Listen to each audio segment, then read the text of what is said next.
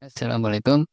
Ada momen-momennya ya, puasa itu malah meningkatkan kortisol si hormon stres. Harap maklum, esensinya puasa itu memberi stres gitu kan ya, sama tubuh kita, stres positif. Nah jadi, puasa itu ya, begitu stresnya itu kick in ya, mulai mendampak, dia akan meningkatkan kortisol, hormon stres.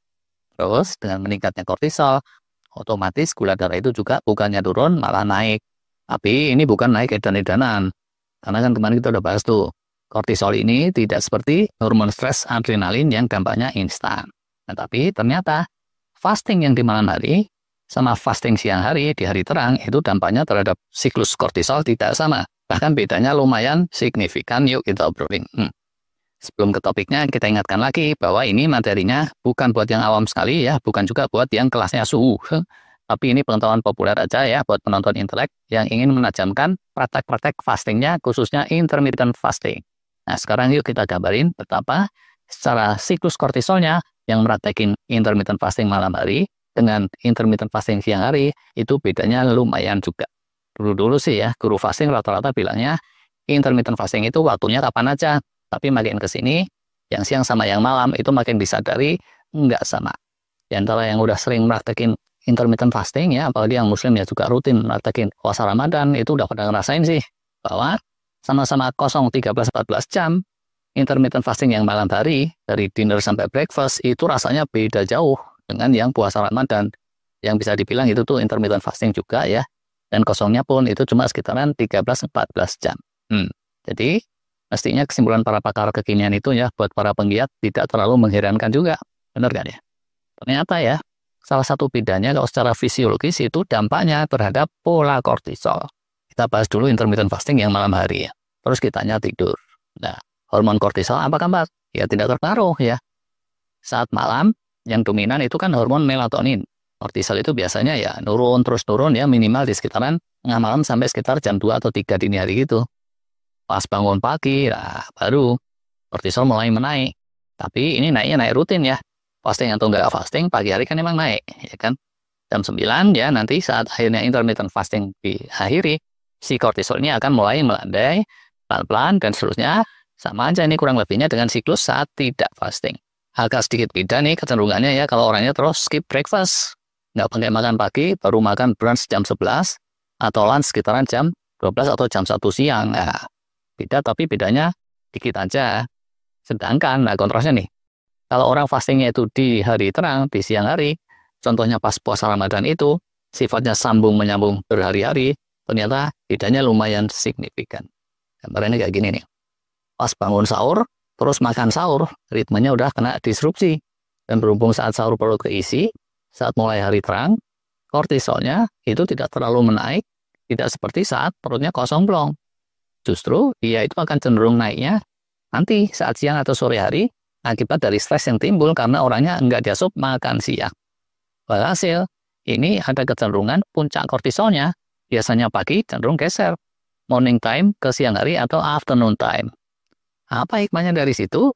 Disinyalir oleh para pakar akan cenderung lebih nurunin gula darah. Khususnya kalau dicek di pagi hari. Di siang hari pun itu cenderung gula darah turun juga saat Ramadan, karena kan biasanya siang makan siang. Habis makan tentu gula darahnya meninggi kan ya. Nah, saat puasa, karena nggak makan siang, menaiknya pun cuma karena faktor kortisol tadi. Yang tentunya sekali lagi nih, dia itu tidak seperti adrenalin, nggak seperti asupan makanan gula karbo juga. Lalu bikin naik, tapi mungkin yang naiknya agak tinggi itu di awal-awal Ramadan aja. Setelah itu cenderungnya dia cuma bikin naik sedikit. Hikmah lain ya, dengan tidak melentingnya kortisol di pagi hari, potensi bakar lemak itu lebih kebuka tuh. Terkecuali ini ya, tentunya kalau sahurnya porsi jumbo. Ini sahur porsi jumbo ini ngarang sepenuhnya sih ya. Karena kalau mengikuti syariah dan teladan dari Rasulullah SAW, sahur itu porsi kecil. Kalau mengikuti logika sehat juga, orang makan di jam aneh ya, kayak di jam sahur itu, makin porsinya besar, makin tidak berkesesuaian dengan alaminya manusia sepanjang masa evolusinya sejak zaman purba sampai sekarang. Singkat kata, asal sahurnya itu benar ya, maka morning time-nya dari mulai hari terang sampai tengah hari itu potensi bakar lemaknya, termasuk visceral fat tuh ya, lemak perut yang jelek beeng, akan cenderung lebih kencang. Hikmah lain lagi, dengan pola itu semua, inflamasi kronis di dalam tubuh kita juga cenderung akan lebih menurun sih. Fasting secara umum ya, siang ataupun malam, itu kan cenderung nurunin inflamasi kronis. Tapi yang siang ini tadi karena dia menggeser peaknya hormon kortisol, paginya itu healing akan lebih ngegas, lanjutan dari malamnya. Dan berkah dari healing yang gas itu, terus inflamasi kronis peredamannya juga lebih kencang. Kemarin kan kita udah ngomongin tuh, hormon stres, kortisol dan lain sebagainya itu meredam healing.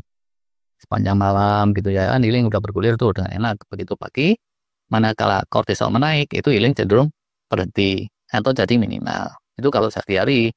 Sedangkan kalau fasting kita berhasil menggeser jam kortisol ke siang sore hari, maka healingnya di waktu pagi akan cenderung lebih panjang durasinya. Hikmah lanjutannya lagi dari itu, dari menurunnya inflamasi kronis, dari cenderung menurunnya gula darah, itu tubuh kita akan cenderung menurunkan retensi air. Nah, kalau gula tinggi ya, demi supaya konsentrasinya nggak terlalu kental, kan tubuh kita biasanya cenderung akan ningkatin retensi air tuh. Begitupun kalau inflamasi meninggi, itu untuk menghadapinya tubuh kita kan bakalan butuh biomaterial lebih banyak daripada kalau tingkat krisisnya menurun. Nah, menurunnya retensi air ini amat kasat mata tuh, akan menurunkan berat badan. Nah, dulu anak saya yang grogol gede ya udah membuktikan pakai riset kecil-kecilan kita tuh. Silakan dilihat di videonya. Baru seminggu Ramadan lingkar perutnya susut secara lumayan signifikan. Walaupun ujungnya 2 bulan setelah lebaran naik lagi, itu beda cerita. Nah, gitu deh singkatnya nih. Kalau selama ini ya, yang praktekin intermittent fasting malam hari, dan praktek puasa Ramadan siang hari ngerasain bahwa 2 hal itu kerasa amat tidak, semoga sekarang ini jadi lebih ke gambar nih. Bisa jadi ini ada pertanyaan lanjutannya tuh ya.